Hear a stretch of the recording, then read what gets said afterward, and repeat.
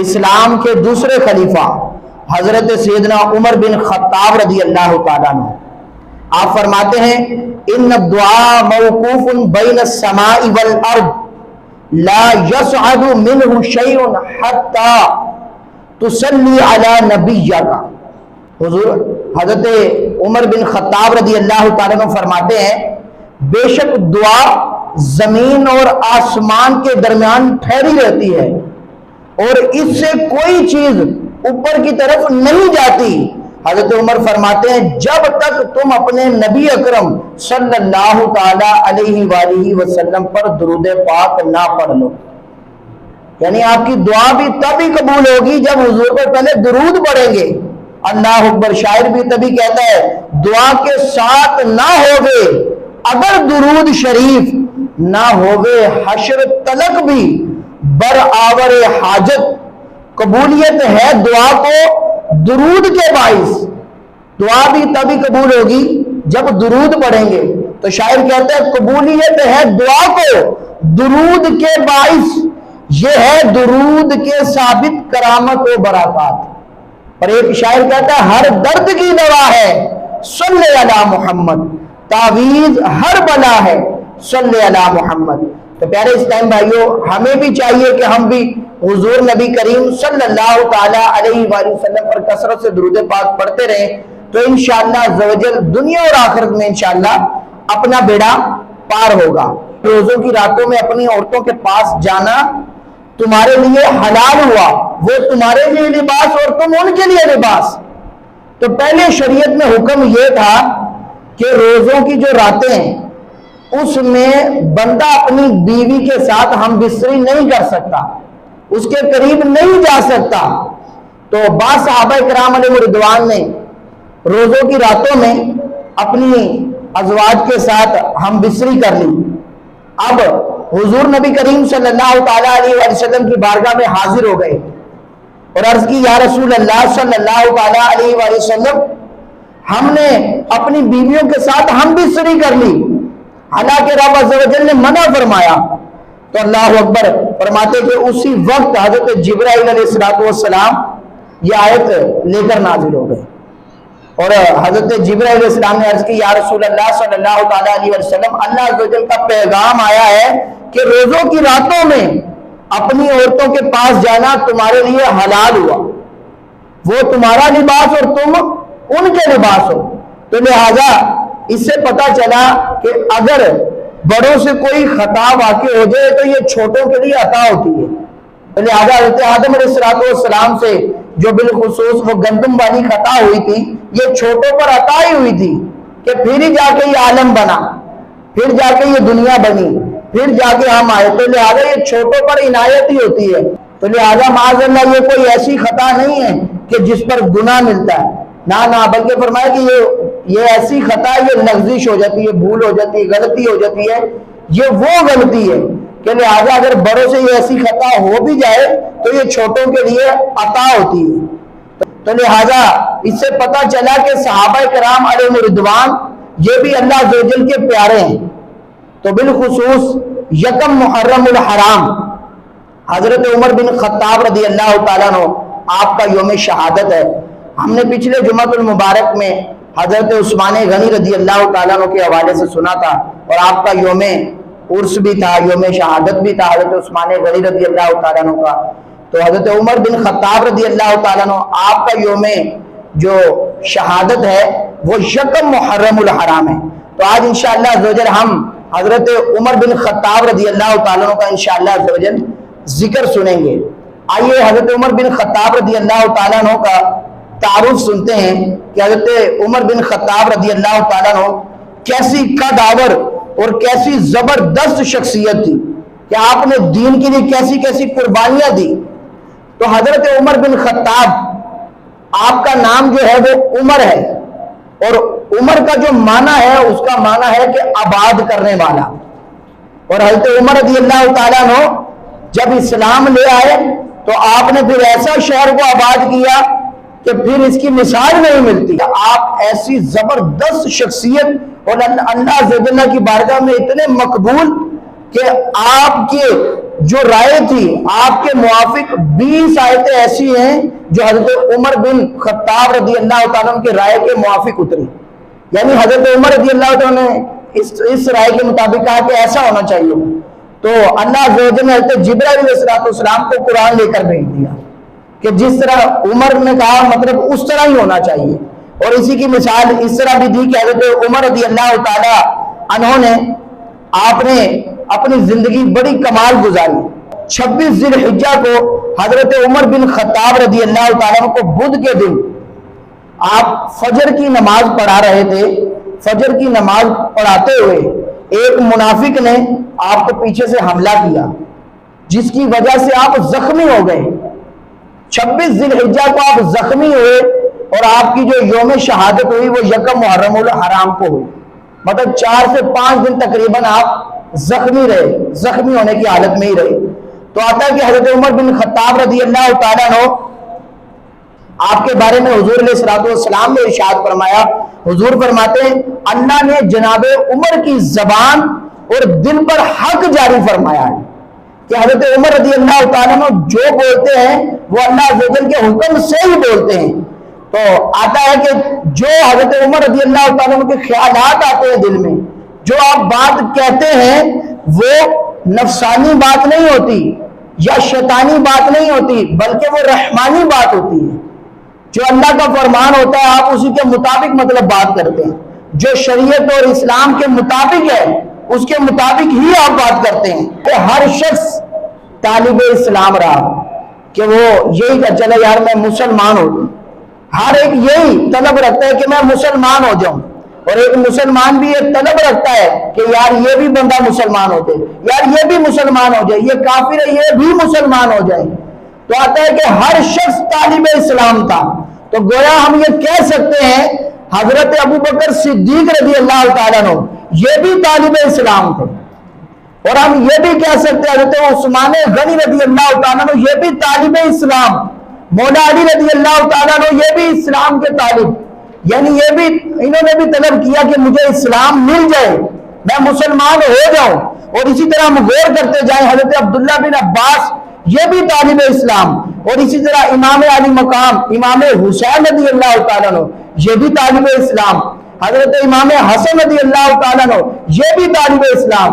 اور وہ داتا علی لاہوری داتا گنج بخش اجمیری علیہ رحمہ وہ بھی طالب اسلام. حضور الشیخ عبد القادر جیلانی محبوب سبحانی رحمت اللہ تعالیٰ نے 11ویں والے پیر وہ بھی طالب اسلام. اور اسی طرح بابا بلے شاہ رحمت اللہ تعالیٰ نے وہ بھی طالب اسلام. لیکن جب ہم غور کرتے ہیں حضرت عمر بن خطاب رضی اللہ تعالیٰ عنہ کی طرف تو آپ کی عظمت اور رفعت کا عالم یہ ہے کہ ہر شخص طالب اسلام ہے. لیکن حضرت عمر بن خطاب رضی اللہ تعالیٰ عنہ یہ مطلوب اسلام ہے. اسلام یہ چاہتا ہے کہ فاروق اعظم مسلمان ہو جائے. حضور نبی کریم صلی اللہ تعالیٰ علیہ وآلہ وسلم نے اللہ عز و جل کی بارگاہ میں دعا کی یا اللہ عز و جل یا ابو جہل ابن حشام سے یا عمر ابن خطاب کے ذریعے تو دین کو غالب کر دے. مطلب حضور نے دعا کی تھی یہ رات کو کہ یا اللہ یا ابو جہل ابن حشام کو یا عمر بن خطاب کو یعنی اسلام دے دے, ان کو ہدایت دے دے, مسلمان کر دے. اللہ اکبر.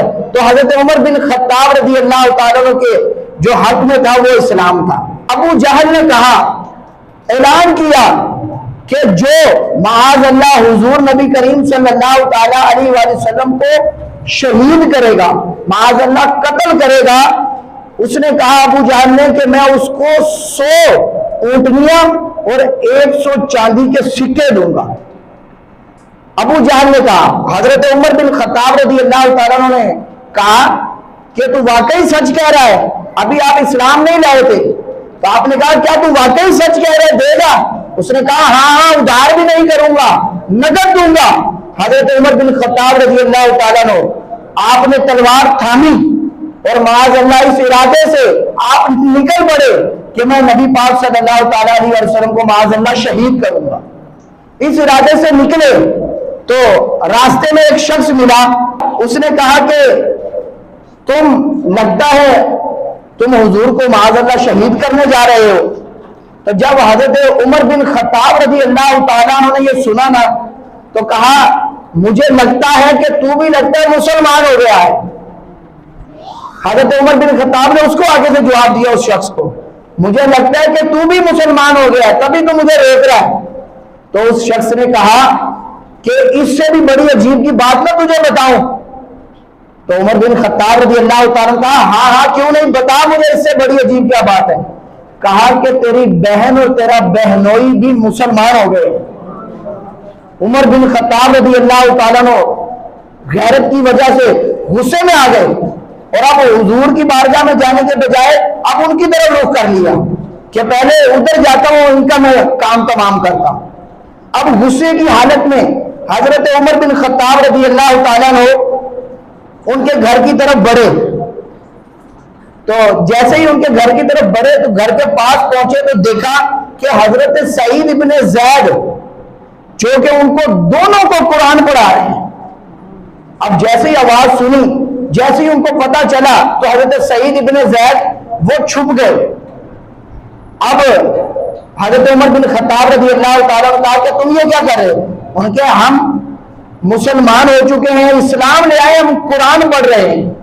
تو حضرت عمر بن خطاب رضی اللہ تعالیٰ نے اپنی بہن کے جو یعنی کہ شوہر تھے یعنی ان کے بہنوئی ان کو مارنا شروع کر دیا, بے دردی کے ساتھ مارنا شروع کر دیا, یہاں تک کہ ان کو مارتے مارتے وہ اپنی بہن کو بھی مارنا شروع کر دیا. ان کی بہن نے اعلان کیا اور کہا کہ عمر تم ہمیں جتنا مرضی مار لو, اب ہم مسلمان ہو چکے ہیں, اب ہم اس سے پھر نہیں سکتے.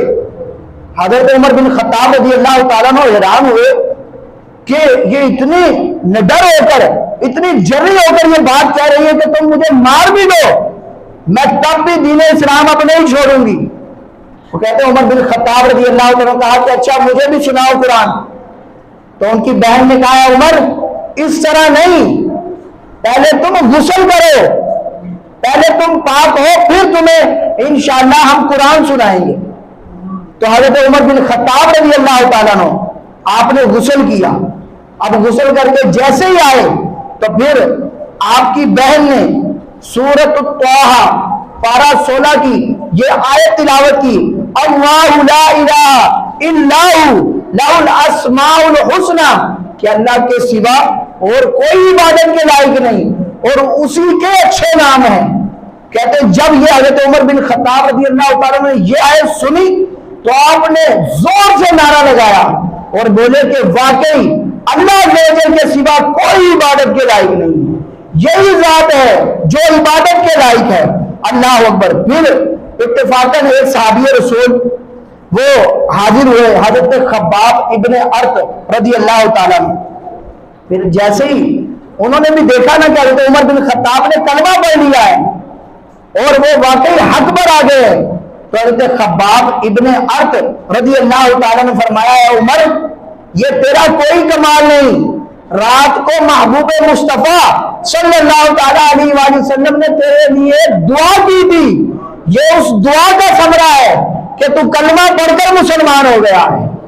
تو یہ حضرت عمر بن خطاب رضی اللہ تعالیٰ عنہ اس طرح اسلام لے کر آئے. پھر آپ انہی صحابی کے ساتھ حضور کی بارگاہ میں حاضر ہوئے اور حاضر ہو کر عرض کی کہ یا رسول اللہ صلی اللہ تعالیٰ علیہ وآلہ وسلم آپ مجھے بھی کلمہ پڑھا کر مسلمان کر دیجیے. کہتے ہیں جیسے ہی جب حضور کی بارگاہ میں حاضر ہوئے یہ سارا معاملہ ہوا تو پھر جیسے ہی انہوں نے کلمہ پڑھ لیا حضرت عمر بن خطاب رضی اللہ تعالیٰ نے عرض کی یا رسول اللہ صلی اللہ تعالیٰ علیہ وآلہ وسلم آپ لوگ پہلے چھپ چھپ کر نمازیں پڑھ رہے تھے کیونکہ تھوڑے مسلمان تھے اور کافر زیادہ تھے تو وہ بہت زیادہ کافر ظلم بھی کرتے تھے, تو اسی لیے چھپ چھپ کر حضور اور جو لوگ مسلمان ہوئے تھے وہ چھپ چھپ کر نماز پڑھتے تھے. لیکن جیسے ہی جناب عمر رضی اللہ تعالیٰ نے اسلام لے کر آئے تو عرض کی یا رسول اللہ اب ہم کسی سے ڈر کر نماز نہیں پڑھیں گے بلکہ ہم خانہ کعبہ میں حرم میں نماز پڑھیں گے. تو حضرت عمر رضی اللہ تعالیٰ عنہ بھی ساتھ تھے, حضور بھی ساتھ تھے, اور جو لوگ مسلمان ہوئے انہوں نے پھر کھلے عام حرم کے اندر نماز پڑھی. اور اس وقت حالانکہ نماز فرض نہیں ہوئی تھی جو حضور کو الہام ہوا تھا اس کے ذریعے جو حضور نماز پڑھایا کرتے تھے اس کے مطابق لوگوں نے پھر نماز کھلے عام پڑھی. تو یعنی پھر آتا ہے کہ جب یہ معاملہ ہوا حرم میں نماز پڑھی گئی تو پھر حضور نے حضرت عمر کو لقب دیا کہ آج سے تم فاروق ہو, آج سے تمہارا لقب فاروق ہے. تو آج دیکھیں 1400 صدیوں بعد 15ویں صدی میں چل رہی ہے, آج بھی حضرت عمر فاروق کے نام سے آپ کو جانا جاتا ہے. یہ شان حضرت عمر رضی اللہ تعالی عنہ کی تھی. حضور علیہ الصلوۃ والسلام کی بارگاہ میں کچھ عورتیں موجود تھیں, مسئلے پوچھ رہی تھی, مسائل پوچھ رہی تھی. اب حضور سے جب وہ بات کر رہی تھی تو ان کی آواز جو تھی وہ حضور سے اونچی ہو رہی تھی. تو حضرت عمر بن خطاب رضی اللہ تعالیٰ نے دروازے پر جب دستک دی کہ اجازت لی کہ حضور میں حاضر ہو جاؤں, جیسے ہی عورتوں نے سنا کہ عمر بن خطاب آ رہے ہیں تو وہ ساری عورتیں چھپ گئیں. جب چھپی تو حضور علیہ الصلوۃ والسلام مسکرائے. تو نبی پاک صاحب میراج سب سے آخری نبی صلی اللہ تعالیٰ علیہ وسلم جب مسکرائے تو عمر بن خطاب رضی اللہ تعالیٰ نے عرض کی یا رسول اللہ صلی اللہ تعالیٰ علیہ وسلم آپ مسکرائے, اس کی وجہ کیا ہے؟ تو فرمایا حضور علیہ الصلوۃ والسلام نے اے عمر یہ عورتیں تمہیں دیکھ کر چھپ گئی ہیں, تمہارے ڈر سے چھپ گئی ہیں. حضرت عمر فاروق اعظم رضی اللہ تعالیٰ نے فرمایا کہ اے اپنی جان کی دشمنوں, تم مجھ سے ڈر رہی ہو, رسول اللہ سے نہیں ڈر رہی. تو اس پر بھی حضور علیہ الصلوۃ والسلام مسکرائے اور حضور نے فرمایا کہ اے عمر یہ تو عورتیں ہیں جو تم سے ڈر رہی ہیں, تمہیں دیکھ کر تو شیطان بھی ڈر کر بھاگ جاتا ہے. تو ادھر سے مطلب پتا چلا کہ عورتیں جو ہوتی ہیں وہ تو نرم دل ہوتی ہیں. وہ حضرت عمر بن خطاب کی ہیبت اور آپ کی سختی کی وجہ سے وہ ڈر کر چھپ گئیں. تو فرمایا کہ جو شیطان ہے جو بڑا سخت جری اور بے باک ہے, اور حضور نے فرمایا عمر وہ شیطان تمہیں دیکھ لے تو وہ رستہ بدل لیتا ہے ڈر کے مارے کہ عمر آ رہے ہیں. تو یہ حضرت عمر بن خطاب رضی اللہ تعالیٰ عنہ کا جلال, یہ آپ کی ہیبت تھی. لیکن کس پر؟ جو فرمایا والذین معه اشداء علی الکفار رحماء بینہم, فرمایا کہ کفار پر جو ہے یہ سخت ہے, آپس میں جو ہے یہ نرم دل ہے مسلمان, لیکن جب یہ کفار کے سامنے جاتے ہیں تو سخت دل ہو جاتے ہیں, سخت ہو جاتے ہیں, کیونکہ اب ان سے مقابلہ کرنا ہے, جہاد کرنا ہے. اس وجہ سے ان کو یہ فضیلت ملی. تو فرمایا کہ حضرت عمر بن خطاب رضی اللہ تعالیٰ عنہ ایسے نڈر تھے, ایسے جری تھے, اور آپ اسلام کی خاطر جان دینے کے لیے بھی قربان رہتے تھے. یہ حضرت عمر بن خطاب رضی اللہ تعالیٰ عنہ کے والے سے ملتا ہے. اور یہ یاد رکھیے گا کل 15 آیتیں ہیں جو آپ کے موافق اتری. جنگ بدر میں بھی حضرت عمر نے چاہا کہ اس طرح ہو جائے تو حضرت جبرائیل علیہ السلام آیت لے کر نازل ہو گئے کہ اس طرح ہونا چاہیے, اور حضرت عمر بھی اس طرح چاہتے تھے, اسی طرح ہوا. حضرت عمر چاہتے تھے کہ جس طرح یا رسول اللہ صلی اللہ تعالیٰ علیہ وسلم آپ کی ازواج جو ہیں, اس ٹائم پردے کا حکم نہیں آیا تھا, تو آپ کی ازواج ایسے آ جاتی ہیں تو اور بھی مرد وغیرہ ہوتے ہیں, تو ان کے دل میں یہ انہوں نے خواہش پیدا کی اگر اس طرح ہو جائے مناسب, اس طرح ہو جائے کہ پردے کا حکم آ جائے کہ یہ پردہ کریں, تو اسی وقت حضرت جبرائیل علیہ السلام آیت لے کر نازل ہو گئے. تو پھر ان پر پردہ ضروری کر دیا گیا. تو حضرت عمر بن خطاب رضی اللہ تعالیٰ کے موافق جو آپ کی رائے تھی اس کے موافق قرآن بھی اترا. تو اس کی ٹوٹل کل 15 تقریباً آیات ہیں جو آپ کے موافق اتری جس طرح آپ چاہتے تھے. تو پیارے اسلام بھائیو, یہ تھے حضرت عمر بن خطاب رضی اللہ تعالیٰ عنہ جن کی بڑی شان ہے, اور یہ حضرت عمر کی ہم شان بیان کرتے بھی جائیں ساری زندگی ختم نہیں ہو سکتی. حضرت جبرائیل علیہ السلام سے حضور نے فرمایا تھا نا اے جبرائیل میرے عمر کی شان کو بیان کرو, تو انہوں نے جواب دیا تھا, عرض کی تھی یا رسول اللہ اگر میں حضرت نوح علیہ السلام کی عمر جتنی یعنی 950 سال تک حضرت عمر کی صرف شان بیان کروں ان کی شان ختم نہیں ہوتی. اتنی شان حضرت عمر بن خطاب رضی اللہ تعالیٰ عنہ کی. تو ہم بھی بس حصول برکت کے لیے حضرت عمر رضی اللہ تعالیٰ عنہ کی جو شان ہے بس اس پر تھوڑا سا گفتگو کروں گا. پیارے اسلامی بھائیوں, حضرت عمر بن خطاب رضی اللہ تعالیٰ عنہ یہ 40ویں مسلمان ہوئے تھے, اور حضور کی جو نبوت جو اعلان نبوت کیا تھا اس کے 5ویں سال میں حضرت عمر بن خطاب رضی اللہ تعالیٰ عنہ اسلام لے کر آئے اور آپ کو 40 کا عدد آپ نے پورا کیا کلمہ پڑھ کے. 39 سے کلمہ پڑھا تو 40 ہو گئے. اور آتا ہے 3 دن پہلے حضرت حمزہ رضی اللہ تعالیٰ عنہ وہ اسلام لے کر آئے. حضرت حمزہ رضی اللہ تعالیٰ عنہ آپ کا بھی دین اسلام میں بہت بڑا کردار ہے. تو آتا ہے کہ حضرت عمر بن خطاب رضی اللہ تعالیٰ عنہ آپ بڑے ہی نیک اور بڑے ہی ایماندار تھے کہ آپ کی ایمانداری کی مثالیں آج بھی دی جاتی ہے اور یہ قیامت تک دی جائیں گی کہ جس طرح کی خلافت آپ نے کی. اللہ اکبر. حضرت عمر بن خطاب رضی اللہ تعالیٰ عنہ آپ کی بڑی برکتیں ہیں, آپ کا بڑا فیضان ہے, آپ نے دین اسلام کی بڑی خدمت کی. یہ حدیث پاک یاد رکھیے گا کہ مومن اللہ کے نور سے دیکھتا ہے. مومن اللہ کے نور سے دیکھتا ہے. اس حدیث پاک کو آپ نے یاد رکھنا, یہ حضور نے فرمایا. آتا ہے کہ حضرت عمر بن خطاب رضی اللہ تعالیٰ عنہ جمعہ کے دن خطبہ دے رہے تھے اور خطبہ دیتے دیتے حضرت عمر بن خطاب رضی اللہ تعالیٰ عنہ نے کہا, اے ساریہ پہاڑ کو لو. یہ 2-3 دفعہ یہی جملہ کہا, اے ساریہ پہاڑ کو لو. اب لوگ بڑے پریشان ہوئے کہ ساریہ تو نہاون میں جنگ کر رہے ہیں اور حضرت عمر بن خطاب یہاں پر کہہ رہے ہیں اے ساریہ پہاڑ کو لو. اب جیسے ہی خطبہ ختم ہوا تو لوگوں نے عرض کی, یا سیدی وہ تو نہاون میں کتنے میل دور, وہاں پر وہ تو جنگ کر رہے ہیں کافروں کے ساتھ, آپ یہاں پر فرما رہے ہیں اے ساریہ پہاڑ کو لو. تو حضرت عمر بن خطاب رضی اللہ تعالیٰ عنہ آپ نے فرمایا, میں نے ان سب کو جہاد کرتے دیکھا ہے. ابھی جمعہ پڑھاتے وہ کہہ رہے ہیں میں نے ان سب کو جہاد کرتے دیکھا ہے, اور وہ نہاون میں میلوں دور وہاں پر جنگ کر رہے ہیں.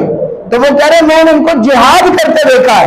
ساتھ ہی کہا کہ دشمن پہاڑ کے پیچھے سے ان پر حملہ کرنے والے تھے, تو میں نے اس لیے ان کو کہا ہے اے ساریہ پہاڑ کو لو.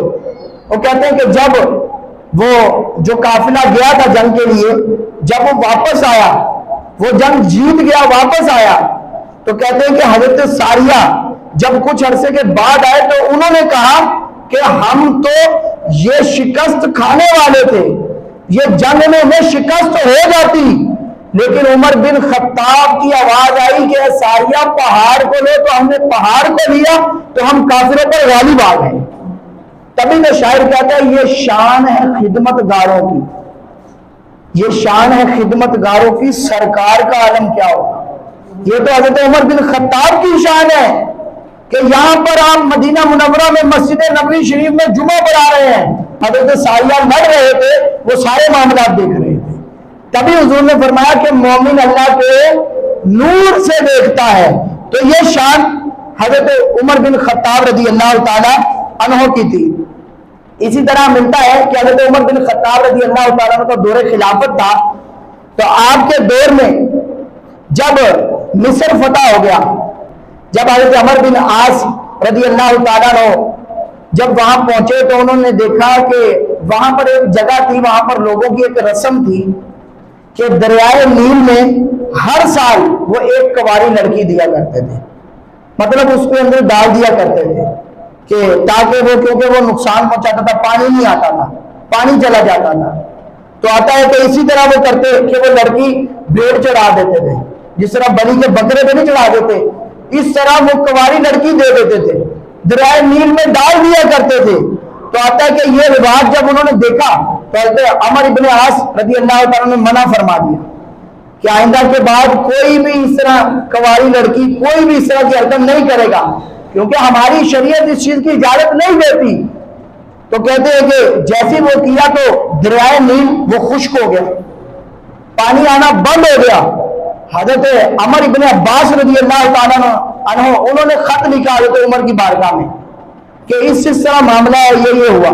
حضرت عمر رضی اللہ تعالیٰ عنہ پھر وہاں سے خط لکھا جس میں آپ نے یہ لکھا کہ اے دریائے نیل, اگر تو خدا کے حکم سے چلتا تھا اور چلتا ہے تو پھر تو چلنا شروع کر دے, اگر تو خدا کے حکم سے نہیں چلتا تو تیری ہمیں کوئی ضرورت نہیں. وہ کہتے ہیں یہ خط لکھا حضرت عمر بن عاص رضی اللہ تعالیٰ نے دریائے نیل میں ڈال دیا. جب وہاں پر ڈالا تو اب تک وہ دریائے نیل جاری اور ساری ہے، اور قیامت تک یہ جاری اور ساری رہے گا۔ تو یہ شان حضرت عمر بن خطاب رضی اللہ تعالیٰ عنہ کی آپ کی تحریر میں کتنی یعنی کہ متاثر تھی، کتنی اس میں تاثیر تھی، کیسی اثر رکھنے والی تھی۔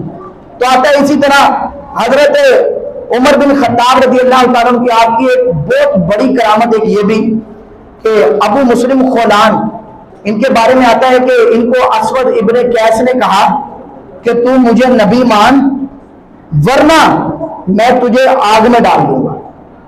تو حضرت ابو مسلم خولان رحمۃ اللہ تعالی علیہ آپ نے فرمایا کہ تو مجھے ڈال دے آگ میں، لیکن میں تجھے نبی نہیں مان سکتا، کیونکہ حضور نے فرما دیا کہ میرے بعد کوئی نبی نہیں آئے گا، کہ لا نبی بعدی انا خاتم النبیین، کہ میرے بعد اب کوئی نبی نہیں آئے گا۔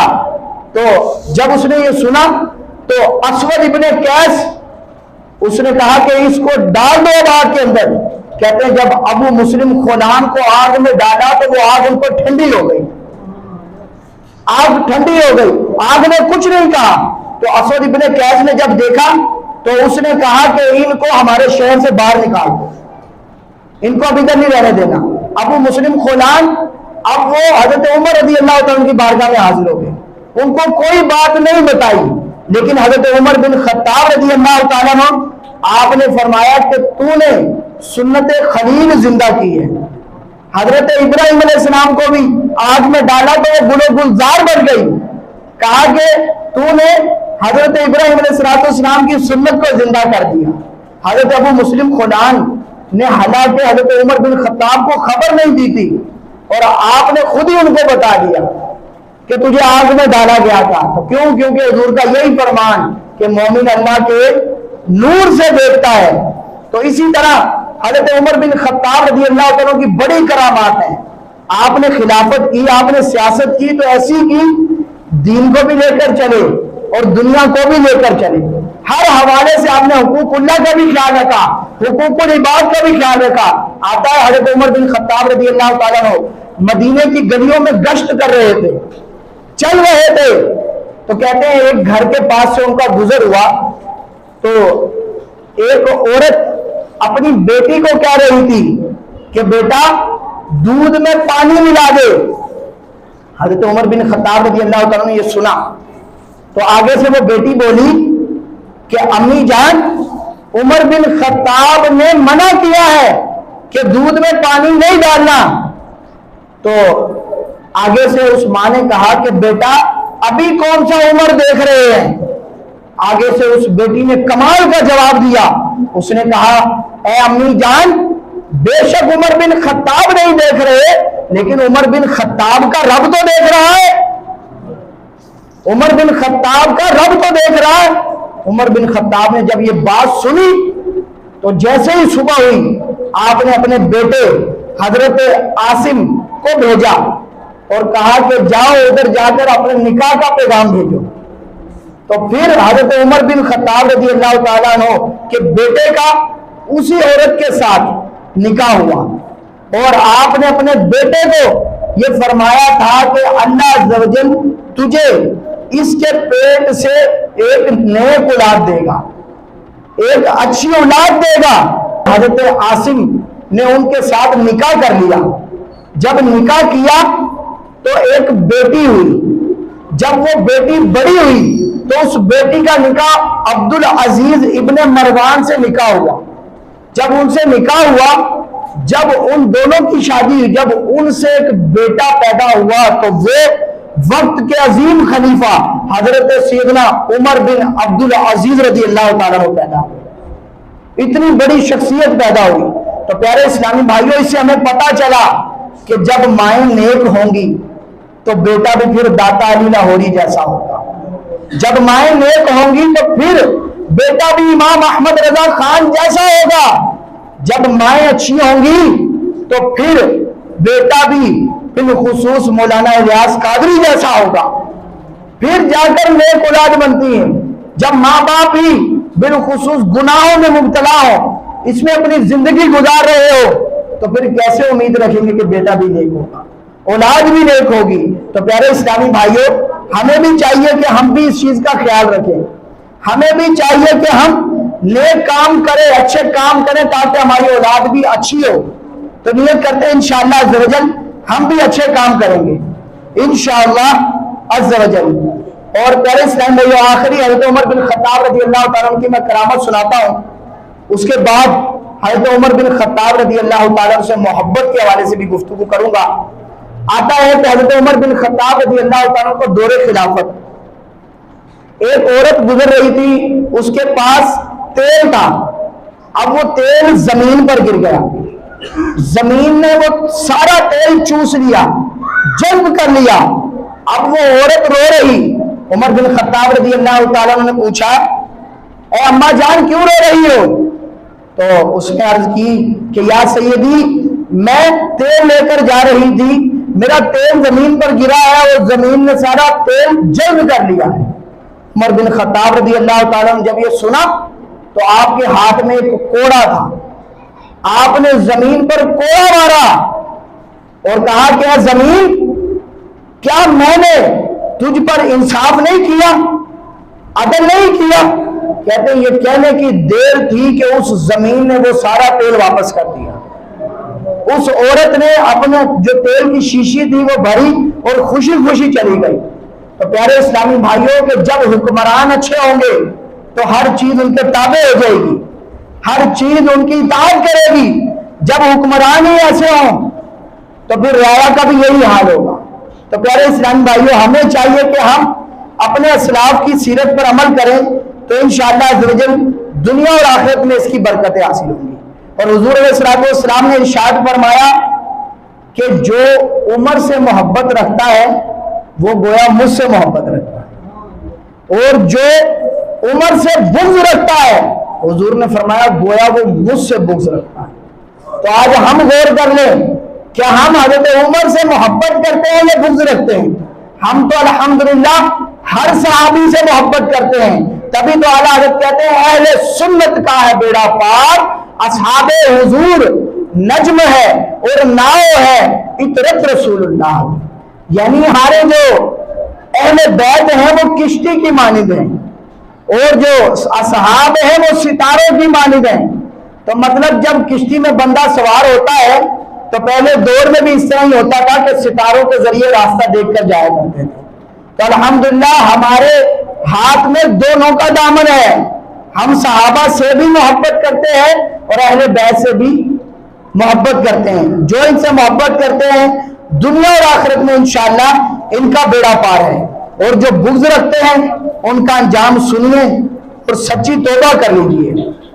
حدیث پاک ہے ترمذی شریف کی، حضور نبی کریم صلی اللہ تعالیٰ علیہ وسلم نے ارشاد فرمایا میرے صحابہ کے حق میں خدا سے ڈرو، خدا کا خوف کرو، انہیں میرے بعد نشانہ مت بنانا، اور جس نے انہیں محبوب رکھا اس نے مجھے محبوب رکھا، اور جس نے ان سے بغض کیا اس نے مجھ سے بغض کیا۔ اور حضور نے فرمایا جس نے انہیں ایذا دی، تکلیف دی، اس نے مجھے ایذا دی۔ حضور نے فرمایا اور جس نے مجھے ایذا دی اس نے اللہ عز و جل کو ایذا دی، اور جس نے اللہ عز و جل کو ایذا دی قریب ہے کہ اللہ تعالیٰ اس کی پکڑ کرے گا، اس کو گرفت کرے گا، اس کو گرفتار کرے گا۔ تو پیارے اسلام بھائیوں حضور نے فرمایا ترمذی شریف کی حدیث پاک کہ میرے صحابہ کے بارے میں اللہ سے ڈرو، ان کو میرے بعد نشانہ نہ بنانا۔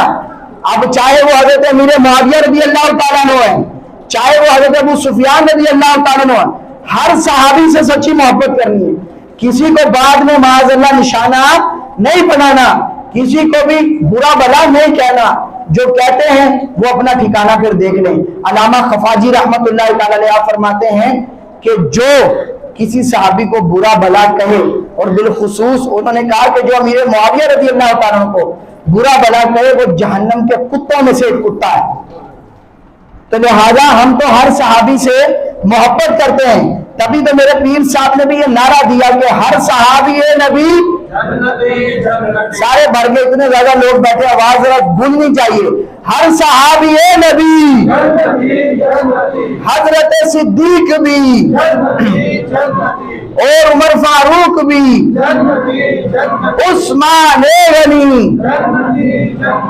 حضرت علی بھی, معاویہ اور علی, حسن اور حسین بھی.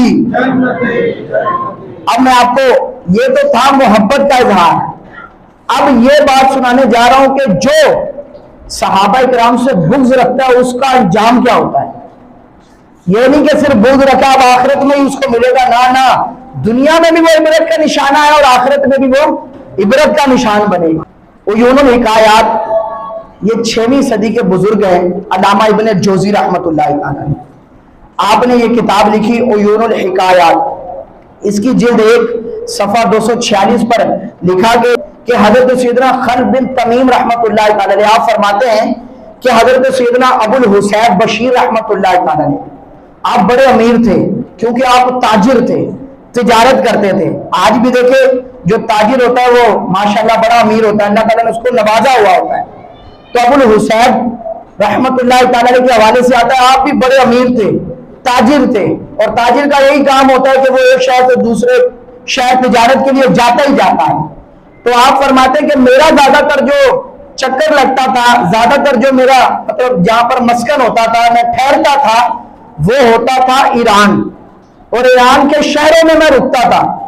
وہ کہتے ہیں کہ میں ایران کے شہر میں ایک جگہ رکا تجارت کے لیے, تو مجھے ایک مزدور نے بتایا کہ ایک شخص ہے مسافر خانے میں اس کی لاش پڑی ہوئی ہے, نہ اس کے اوپر کوئی کفن ہے نہ کوئی کپڑا ہے, وہ بالکل ننگا ہے, برہنہ ہے, اسی طرح پڑا ہوا ہے, کوئی اس کو کفن نہیں دے رہا. جب آپ نے سنا تو حضرت ابو حسین بشیر رحمۃ اللہ تعالی نے, آپ فرماتے ہیں کہ میں نے ارادہ کیا, خیر خواہی کی نیت کی کہ یار میں اس مسلمان کی مدد کر دیتا ہوں. تجہیز و تکفین کا اہتمام کرنے کی نیت سے آپ گئے, تو مسافر خانے میں گئے تو دیکھتے ہیں کہ اس کے پیٹ پر کچی اینٹیں پڑی ہوئی ہیں, کچی اینٹیں پڑی ہوئی ہیں, اور اس کے کچھ دوست ہیں وہ بھی بیٹھے ہوئے ہیں وہاں پر. وہ کہتے ہیں کہ ان دوستوں نے بتایا کہ یہ شخص بڑا نیکوکار تھا, بڑی عبادت کیا کرتا تھا, نمازیں پڑھتا تھا. تو انہوں نے بولے یہ بڑا اچھا تھا. جب آپ نے یہ سنا تو آپ نے اس کے کفن کا اہتمام کیا, ایک شخص کو بھیجا اجرت پر کہ یہ جا کر کفن لے آ, تب تک ہم قبر کا اہتمام کرتے ہیں, قبر کھودتے ہیں. وہ کہتے ہیں ہم قبر کھودنے کے لیے لگے, اس کے دوست اور میں. وہ شخص جا کر کفن لینے کے لیے چلا گیا. وہ کہتے ہیں وہ کفن لے کر آیا, ہم نے صرف کپڑا بھی ڈال دیا. اب قبر کھود رہے تھے ہم, تو کہتے ہیں بھی قبر کھود ہی رہے تھے کہ وہی لاش جو مردہ تھا وہ خود اٹھ کے بیٹھ گیا, وہ خود اٹھ کے بیٹھ گیا اور چیخنے لگا, چلانے لگا, ہائے آگ, ہائے ہلاکت, ہائے بربادی.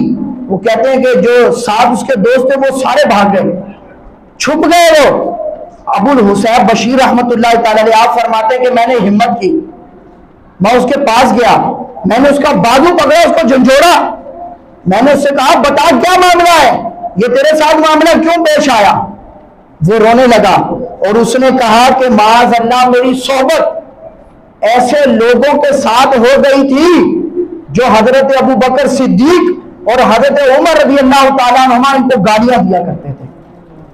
میری صحبت ان کے ساتھ ہونا شروع ہو گئی تھی, میں ان لوگوں کے ساتھ اٹھنا شروع ہو گیا تھا. تو کہتے ہیں کہ میں جب ان کے ساتھ رہنا شروع ہو گیا تھا تو میں بھی معاذ اللہ حضرت ابو بکر صدیق اور حضرت عمر رضی اللہ تعالیٰ عنہما ان دونوں کو گالیاں دینا شروع ہو گیا تھا.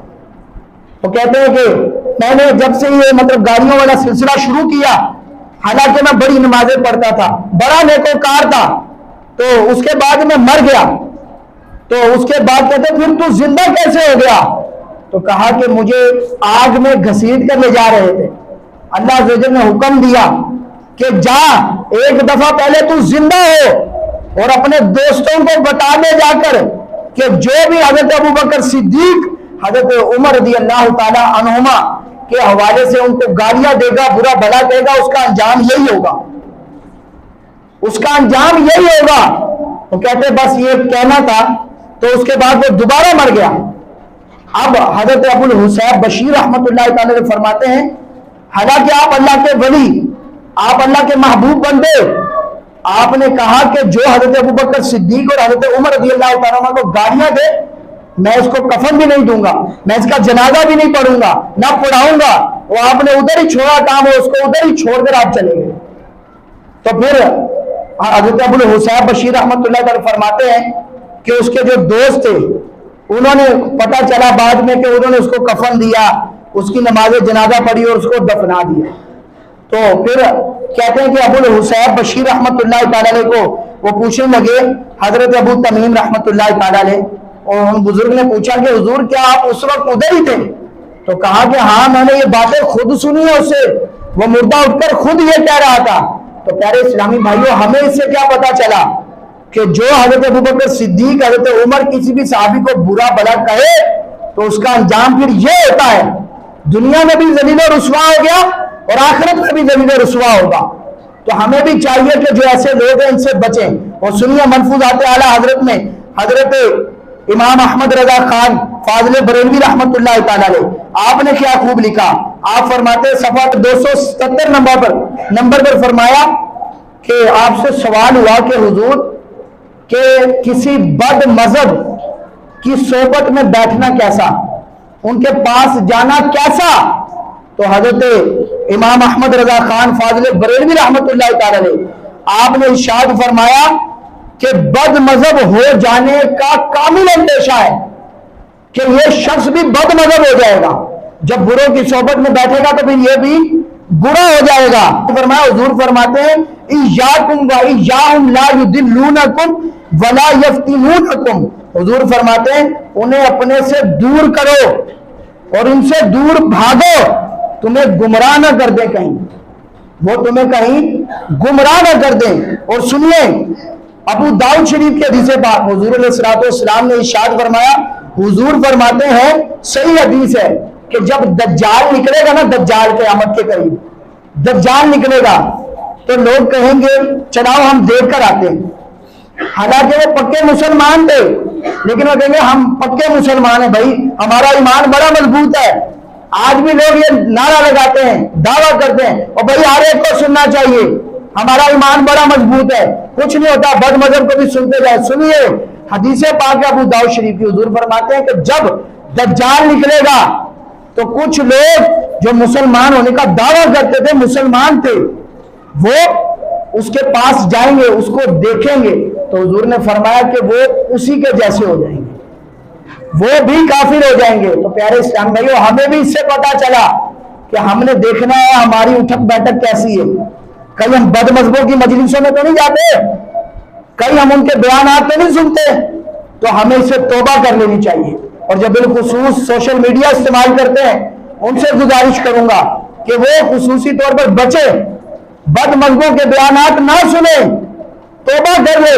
سننے ہیں تو صرف صحیح العقیدہ سنی عاشقان رسول علماء کے بیان سنیں، سننے ہیں تو دعوت اسلامی کے علماء کے بیان سنیں، جو اہل سنت کے ہیں ان کے بیانات سنیں، جو بد مذہب ہے ان کا بالکل بیان نہیں سننا، کہیں یہ نہ ہو کہ ہمارا ایمان بھی چلا جائے۔ عمر بن خطاب جیسا نڈر اور اتنے مضبوط بندہ وہ بد مذہبوں کو اپنے پاس نہیں بٹھاتے تھے، تو ہم کیسے بٹھا لیتے ہیں؟ ہمیں سوچنا چاہیے کہ ہم کیسے ہمت کرتے ہیں، ہمارا کیا ایمان ان جیسا ہے؟ اس نے کہا کوئی ہے جو اللہ کے نام پر مجھے کھلائے گا، تو حضرت عمر بن خطاب نے ساتھ لے لیا۔ اب کھانے کے لیے بیٹھے، اس نے ایک بد مذہبیت والی ایسی غلط بات کر دی، حضرت عمر بن خطاب نے اس کو کھانا بھی نہیں کھانے دیا، اس کو کہا چل اٹھ، چل نکل یہاں سے، نکال دیا اس کو۔ تو آج ہم کیسے کہہ دیتے ہیں بھائی کچھ نہیں ہوتا، بھائی میرا ایمان بڑا مضبوط ہے، ہر ایک کو سننا چاہیے۔ ہمیں اس چیز کا خیال کرنا چاہیے کہ اسلام بھائیوں کہیں ہمارا ایمان برباد نہ ہو جائے، ایمان ہی تو ہے، اس پر ہی تو فیصلہ ہونا ہے۔ جس کا ایمان برباد ہو گیا وہ تو ہمیشہ کے لیے پھر جہنم میں۔ تو آج ہمیں اپنے ایمان کی فکر کرنی ہے، تو نیت کرتے ہیں انشاءاللہ کسی بد مذہب کو نہیں سنیں گے انشاءاللہ۔ تو پیارے اسلام بھائیوں نیت کرے انشاءاللہ مرتے دم تک علماء اہل سنت کے بیان سنیں گے انشاءاللہ عز و جل۔ اللہ عز و جل سے دعا ہے کہ جو ہم نے سنا اللہ عز و جل ہمیں ان پر عمل کرنے کی توفیق عطا فرمائے، اور حضرت عمر بن خطاب رضی اللہ تعالیٰ عنہ کی سیرت پر ہمیں عمل کرنے کی توفیق عطا فرمائے۔